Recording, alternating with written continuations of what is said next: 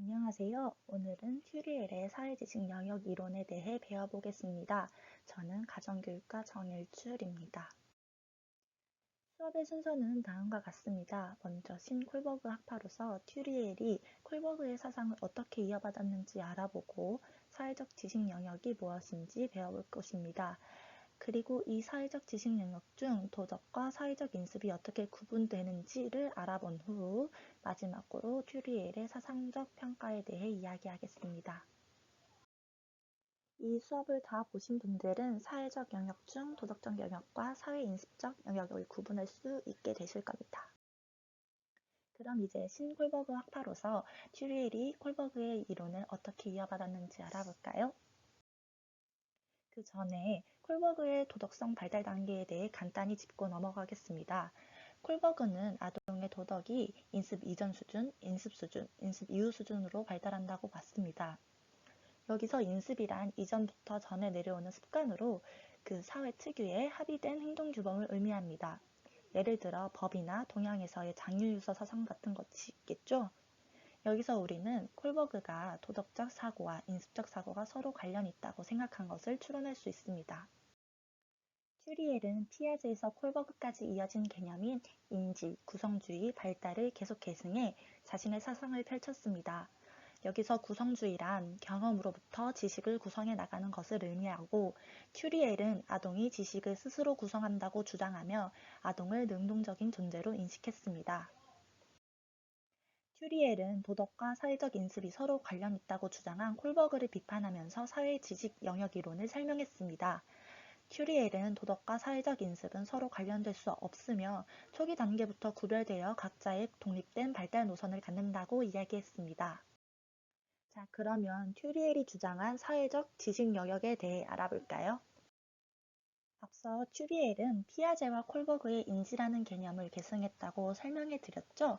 따라서 튜리엘은 사고, 즉 인지가 인간의 도덕적 기능작용에 핵심적으로 내포되어 있다면 다른 사회적 영역과 구분되어야 하고 이렇게 구분하는 방식의 연구가 필요하다고 이야기를 했습니다.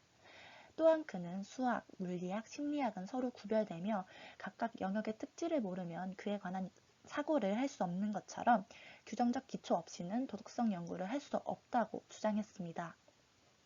따라서 그는 도덕성이 생물학적 성향과 문화적 관습 등을 통해서는 설명이 되지 않음을 역설하면서 사회적 지식의 영역에는 도덕적 영역과 개인적 영역, 그리고 사회인습적 영역이 있음을 구분했습니다. 그렇다면 각 사회적 지식 영역은 어떤 부분을 지칭하는 것일까요?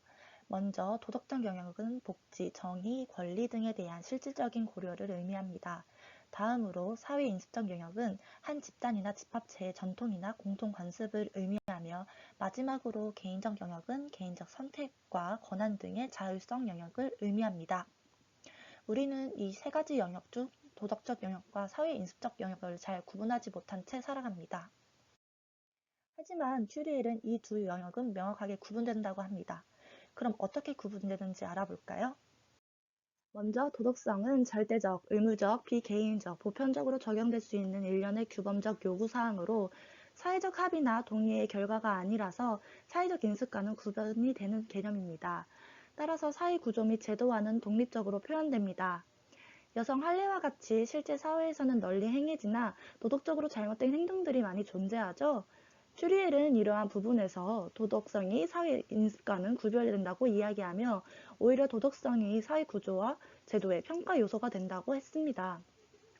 또한 인간은 개인적 성향이나 선호에 기초하여 도덕적 판단을 할 수 없다고 주장하며 도덕성과 개인적 영역도 구별된다고 설명했습니다. 그렇다면 사회적 인습은 어떠한 특징을 가지고 있을까요? 사회적 인습은 구성원 행동의 통일성을 부여하기 위해 사회 조직들에 의해 생겨난 절차입니다. 이러한 사회적 인습은 사회 조직에 속해 있는 개인의 활동과 그 개인들의 상호작용을 조정하는 기능을 합니다. 구성원들이 합의와 동의에 의해 만들어지는 사회적 인습은 문화마다 상대적이며 자의적입니다. 사회인습적 지식 역시 도덕성이 발달하는 것처럼 발달을 통해 형성됩니다. 사회인습적 추론 단계에 대해 자세히 알아보겠습니다. 1단계의 아동은 인습을 성인의 개인적 권위에 맞춰 통일된 행동이라고 인식합니다. 2단계의 야동은 1단계의 사고를 부정하며 모두가 다 그렇지는 않다는 사실을 인지합니다. 3단계의 야동은 인습이 규칙이라고 인식해 변화될 수 있는 것이라고 추론합니다. 4단계의 야동은 3단계의 사고를 부정하며 인습은 단지 사회적 기대에 불과하다고 이야기합니다. 5단계의 야동은 인습은 고정된 역할과 위계 조직의 특징을 지니는 사회체제라고 설명합니다. 6단계의 야동은 5단계의 사고를 부정하며 단지 습관적 사용을 보호한 것이라고 이야기합니다. 마지막으로 7단계의 야동은 인습을 사회적 상호작용을 조정하고 사회체제의 작용을 촉진하는 도구로 인식합니다. 자, 마지막으로 튜리의 서상에 대한 평가를 알아보고 오늘 수업 마치겠습니다. 튜리엘의 서상은 인습과 도덕을 구분했다는 것에 큰 의의를 갖지만 이러한 평가가 오히려 비판점이 되기도 합니다. 튜리엘에 대한 비판은 크게 두 가지가 있습니다. 하나는 도덕의 영역을 지나치게 축소했다는 것, 다른 하나는 사회적 인습과 도덕은 독립적으로 범주화하지 못할 만큼 상호 연관되어 있는 것인데 튜리엘이 굳이 구별한 것이라는 점입니다. 이에 대해 튜리엘은 자웅동체의 존재가 성별의 구분을 무시하는 것이 아니라는 말과 함께 영역의 애매함에 대한 예시가 도덕과 사회인습을 구분할 수 없음을 의미하지는 않는다고 반박했습니다. 그는 까다로운 가장자리 영역이 존재하므로 도덕과 사회적 인습은 구별된다고 주장하면서 자신의 이론을 굽히지 않았습니다. 이상으로 오늘 수업 마치겠습니다. 감사합니다.